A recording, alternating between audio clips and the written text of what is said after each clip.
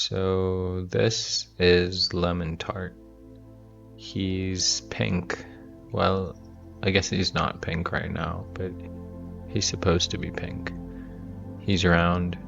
He has little nub arms and a face that I don't know. It's like he knows. Like he's seen some things. Which is funny because I made him up. I drew him on a piece of paper. He came from my brain, so he shouldn't know anything. And yet, on my birthday last year, I got a package in the mail. Custom box. Really beautiful, actually. Not like Amazon brown tape vibes. Someone had thought about this.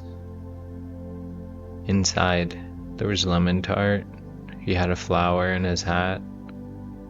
His little bag had a crystal heart in it, which I forgot what stone it is, but it was relevant. And a little glass bottle of seashells.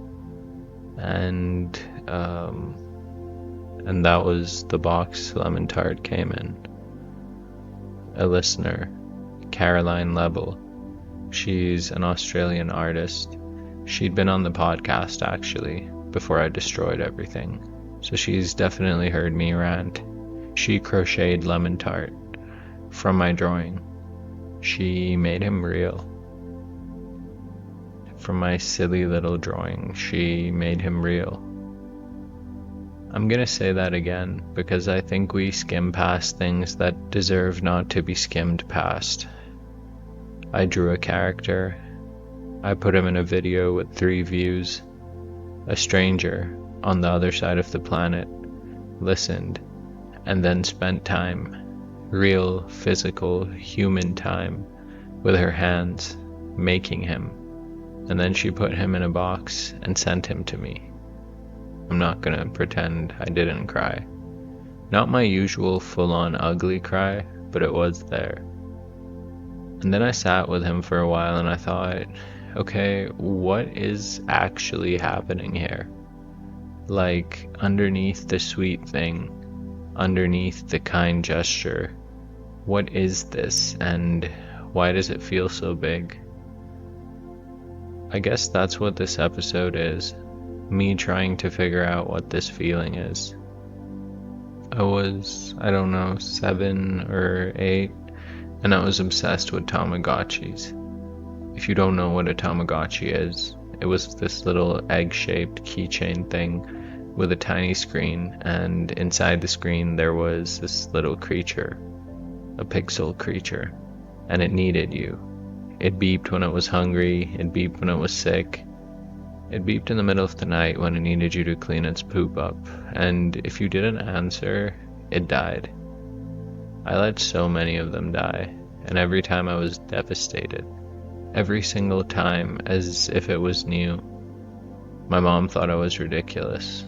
I probably was ridiculous. But also, was I? Because what I was practicing was caring for something, responding to something, and being needed by something that needed me back. There was this Yoda toy. You know Yoda from Star Wars? Interactive Yoda. I'm pretty sure that's what it was called. I saw it in a store once and lost my mind.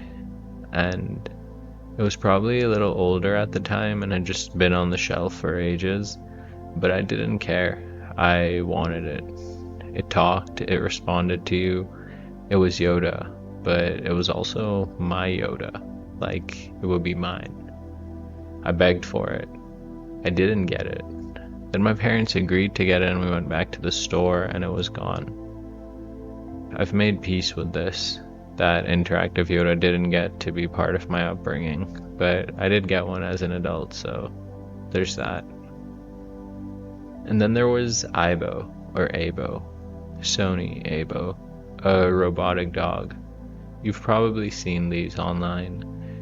These metal dogs that move a little too smoothly. It had camera eyes, and it was supposed to learn your face over time.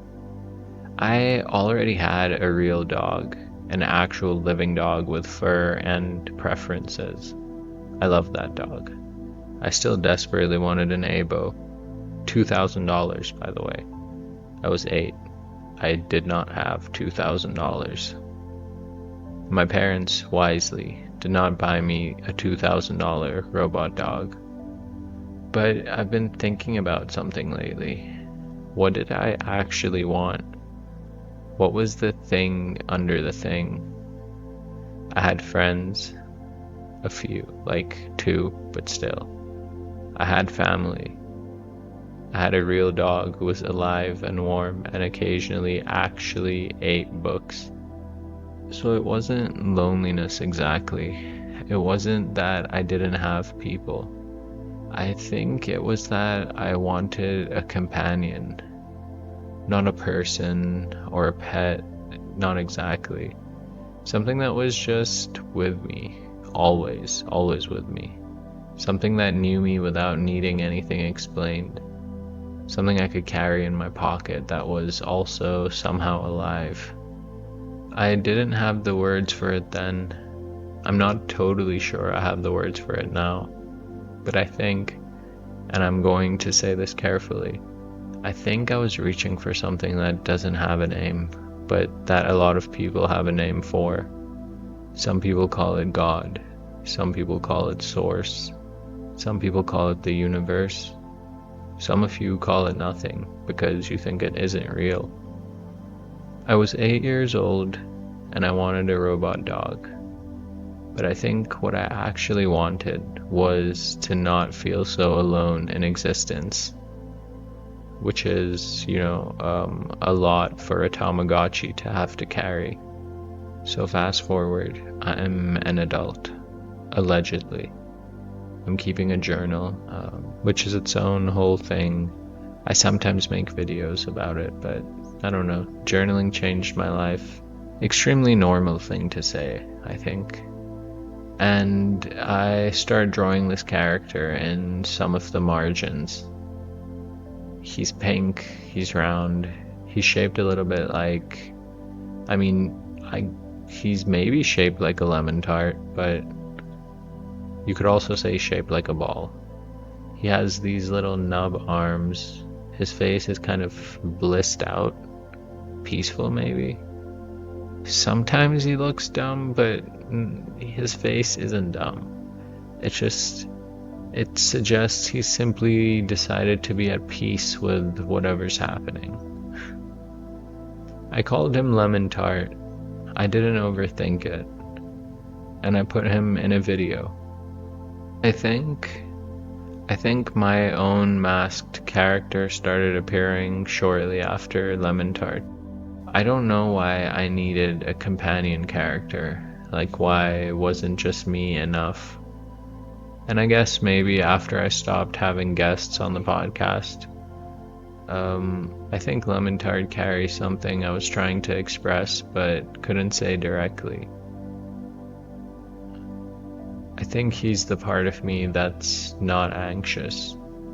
The part that doesn't need this to go well. The part that was fine before the video and will be fine after it.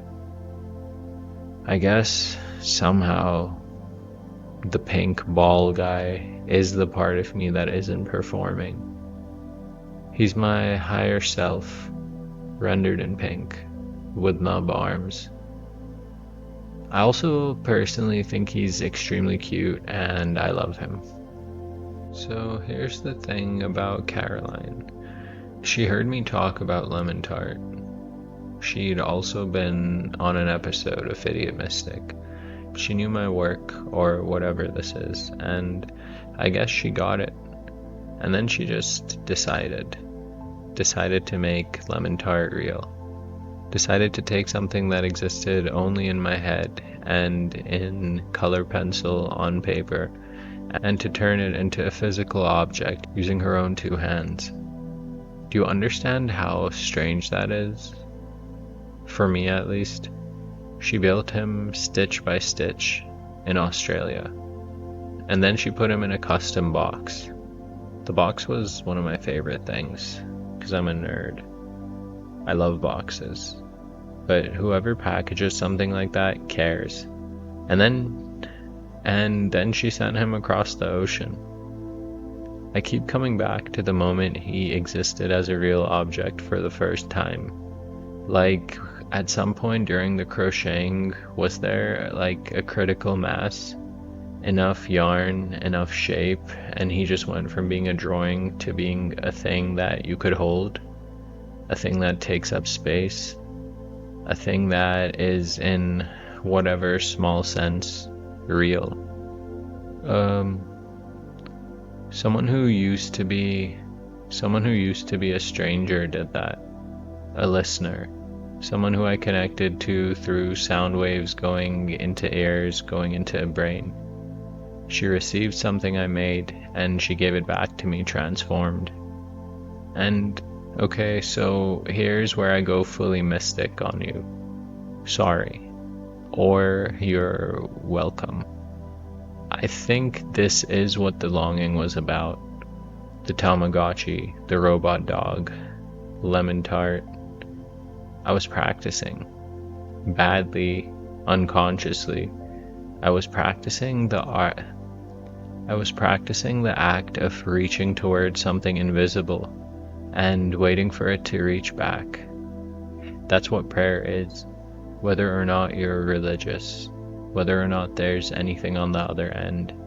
You reach toward the thing that feels more real than the visible world. You say, I know you're there, and then you just wait, and you wait.